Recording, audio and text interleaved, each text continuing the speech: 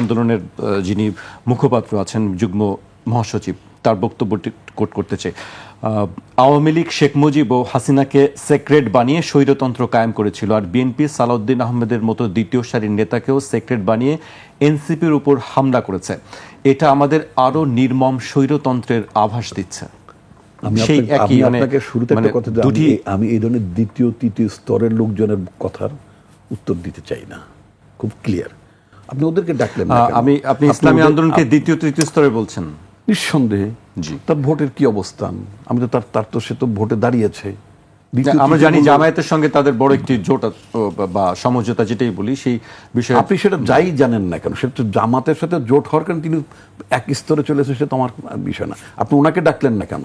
না, উনি আপনাদের সম্পর্কে অভিযোগ করেছেন, অভিযোগের জবাবটা দেওয়ার যেহেতু বিএনপিকে অভিযোগ করেছে, সে তো উত্তর তো বিএনপিকেই দিতে হবে। আমি আপনাকে প্রথমে বলেছি যে আমি এই জাতীয় দ্বিতীয় তৃতীয় স্তরের লোকজনের কথাবার্তা এদের সংগঠনে উত্তর দিতে রাজি। আচ্ছা, ঠিক আছে, আপনি এটি উত্তর দিতে চান না, তাহলে আমি যেটি বলছিলাম যে রেজাউল ভাইকে, যে জুলাই সনদের ক্ষেত্রে বিলম্ব কারণ কি?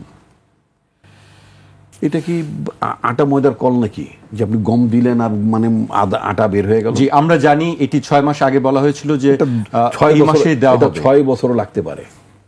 তাহলে আমরা জনগণের কাছে যে প্রশ্নটি আমাদের করা হয়, ক্যান টেক 6 ইয়ার্স। তাহলে সেটি বলা হচ্ছে যে এটা নিয়ে আলোচনা হবে, বিভিন্ন লোকের মানে মতামত থাকবে, তাদের শব্দগুলো থাকবে, কোনটা পছন্দ হবে কোনটা পছন্দ হবে না, এটা একটা পর্যায়ে সেটা গ্রহণ হবে। এবং প্রধান উপদেষ্টা কি বলেছেন? প্রধান উপদেষ্টা বলেছেন যে রাজনৈতিক দলগুলো তারা নিজেরা যতটুকু সমঝোতার মধ্যে আসতে পারবেন ততটুকু আপনি হবে, বা কি বলে ততটুকু নিয়ে জুলাই সনদ বা নির্বাচন সংস্কার হবে। আপনার পুরোটা নিয়েই আপনার নামতে হবে। কোন কিসের সংস্কার? আমাদের প্রশ্ন তো সেটাই। দাঁড়ান, কি সংস্কারটা হচ্ছে? আপনার প্রশ্ন কিছুই না, আপনাদের প্রশ্ন কিছুই না। কারণ আপনারা এই যেখানে আমি বসে কথা বলছি, এই আপনাদের তো সংস্কারটা খুব দরকার। আপনারা কিভাবে শেখ হাসিনারে তেলবাজি করতেন সেই দৃশ্য তো জাতি জানতো। ওই জায়গারও তো সংস্কার হওয়া দরকার। ওখানে খোলস বদলে মালিক বদলে মানে পরিচালক বদলে গেলে তো চলবে না। নিজেদের দিকে তো একটা আয়নায় তাকাইতে হবে। সেটার জবাবদিহি কখনো করেছেন কিনা? সেটার জবাবদিহি তো কখনো করেন নাই।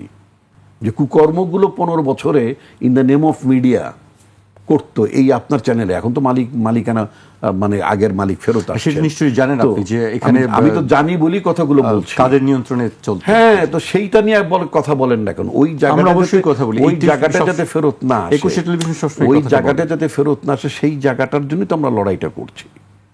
আমাদের লড়াইটা তো ওই কারণে যে আজকে ভবিষ্যতে বিএনপির তেল মারা হবে বা জামাত একটা বড়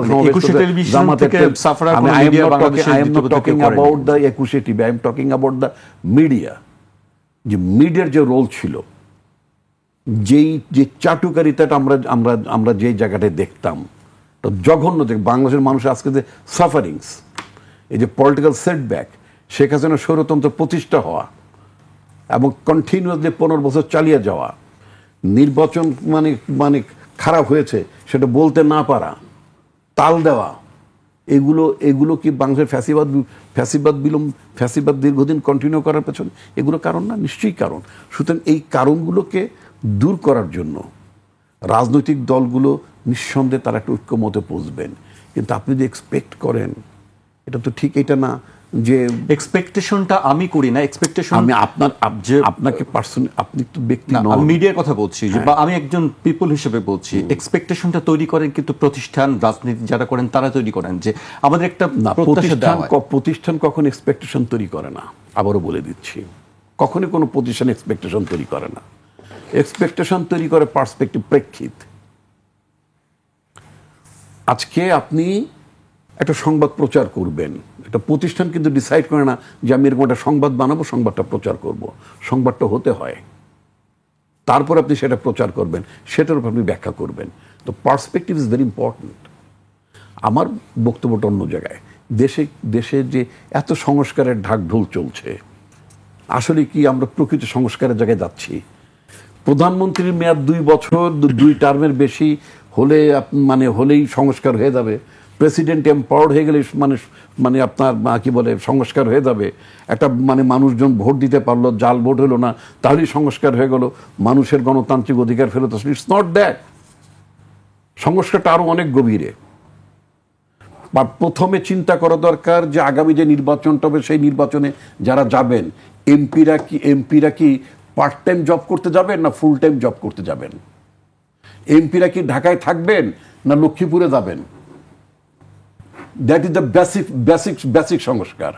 ওই আমেরিকায় যারা কংগ্রেসম্যান এবং সিনেটর হন তাদের অধিবেশন শেষ হওয়ার পরে ওয়াশিংটন ডিসিতে ক্যাপিটল হিলের পাশে বাড়িতে থাকেন না। যুক্তরাজ্যে যখন আপনার পার্লামেন্টে যখন অধিবেশন শেষ হয়ে যায় আশেপাশে বাড়িতে তারা ওখানে থাকেন না, তারা তাদের যার যার নির্বাচনী এলাকায় চলে যান। এমনকি ভারতে নয়া দিল্লিতেও তারা মানে বাসা বাড়ি করে পার্মানেন্টলি থাকেন না, যে যার রাজ্যে চলে যাচ্ছেন তার নির্বাচনী এলাকায় চলে যাচ্ছেন। আমরা কি গত 10 মাসে একটি আলোচনা শুনেছি যে আমার এমপি অধিবেশন শেষ হয়ে যাওয়ার পরে, ভবিষ্যতে এমপি যারা হবেন অধিবেশন শেষ হয়ে যাওয়ার পরে তারা তাদের নির্বাচনী এলাকায় চলে যাবেন?